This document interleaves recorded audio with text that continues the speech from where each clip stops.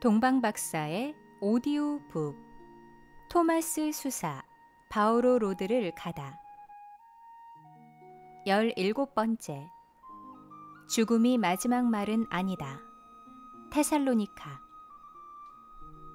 부활로의 여행 죽음을 살아가다 그리스의 유명 가수 나나 무스쿠리의 목소리를 들으며 나는 테살로니카로 향하고 있다.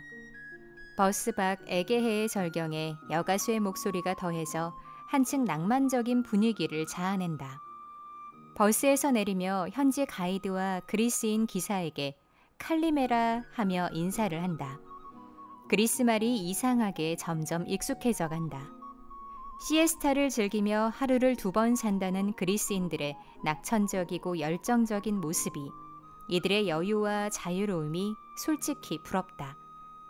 사도 바오로가 2차 전도 여행 중 세웠다는 유럽의 2번째 교회인 테살로니카. 무한한 상호 신뢰로 사도의 큰 애정을 받았던 필리피 교회와는 달리 엄중한 지적을 받은 테살로니카 교회 신자들. 사도께서는 테살로니카 교인들이 주님의 재림, 즉 종말 문제로 인해 여러 가지 문제를 일으키고 혼란에 빠진 것을 알아채고 해결책을 제시하신다. 그 시간과 그때에 관해서는 여러분에게 더 쓸 필요가 없다고 단언하시며 주님의 날이 마치 밤도둑처럼 온다고 하신다. 테살로니카 1서 5장 1절부터 3절. 그리고 덧붙이신다. 언제나 기뻐하고 끊임없이 기도하며 모든 일에 감사하고 일상사에 충실하라고. 테살로니카 1서 5장 16절. 종말, 죽음이란 무거운 주제를 묵상하노라니 문득 한국 성 바오로 수도회 첫 사제이셨던 유광수 야고보 신부님의 선종 이야기가 떠오른다. 돌아가시기 전날 새벽이었다고 한다. 간암으로 혼수 상태를 반복하시다가 의식이 돌아온 그때 신부님은 갑자기 눈을 크게 뜨시며 환한 얼굴로 내가 부활한 것 맞지? 하셨던 것이다. 그렇다. 죽음은 마지막 말이 아니다. 새로운 시작이기에 희망이다. 3대 서원, 청빈, 독신, 순명과 교황님께 충성을 약속한 나에게, 아니 우리 모든 수도자에게 매일은 죽음이자 부활이다. 우리는 죽지 않으면 결코 부활할 수 없기에 늘 죽는 연습을 해야만 한다.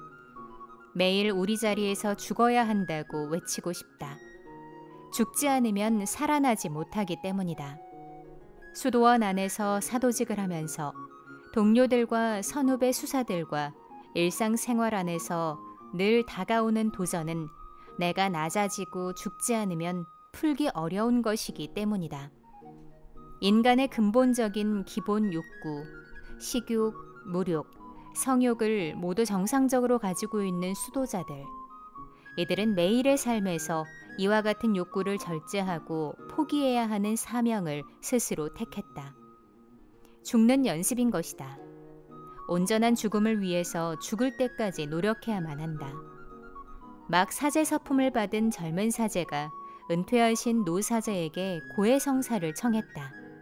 젊은 사제의 고백하길 신부님 너무 괴롭습니다. 정결 서원을 지킨다는 것이요. 신부님 도와주세요. 노 사제가 대답하기를 젊은 신부님, 이 늙은 나도 이 문제로 아직 싸움 중이라네. 나와의 싸움이지. 죽을 때까지 안심하면 안 된다네. 수도 생활 18년여 동안 나 역시 몇 번씩이나 수도 생활을 포기하려고 짐을 쌌던 적이 있다. 너무나 힘에 부쳤기 때문이다. 하지만 인내하고 또 인내하였더니 좋은 일도 많다는 것을 직접 체험하고 있다. 끝까지 인내하고 참으십시오. 그러면 희망이 보입니다. 가정생활이든 성직생활이나 수도생활이든 우리에게 위기는 언제나 온다. 때로는 이 위기가 무겁고 어두운 죽음처럼 여겨진다. 이러한 죽음 체험이 매일의 도전처럼 다가온다. 이 도전을 싸워 이겨내야 희망, 즉 부활이 찾아온다. 그러니 인내하고 희망을 잃지 말고 힘차게 살아가야 한다. 우리의 스승 예수님께서는 당신의 십자가상 죽음으로 증명하셨다. 죽음 없는 부활은 없다. 부활을 하려면 고통, 죽음을 극복하고 승리하여야 한다.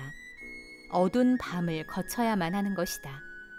그래서 죽음이 마지막 말은 아니다.